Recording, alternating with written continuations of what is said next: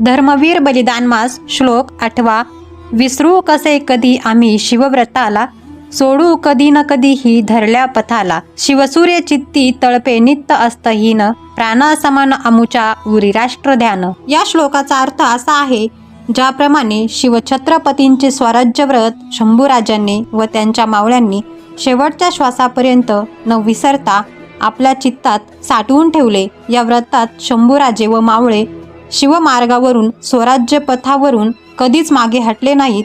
आणि याचप्रमाणे आपण आजही आपल्या उरात शंभूराजांप्रमाणे शिवबांचे स्वराज्य व्रत साठवून शंभूराजांचे व शिवछत्रपतींचे अपूर्ण राहिलेले स्वप्न कधीच मागे न राहता पूर्ण करण्याचा प्रयत्न केला पाहिजे.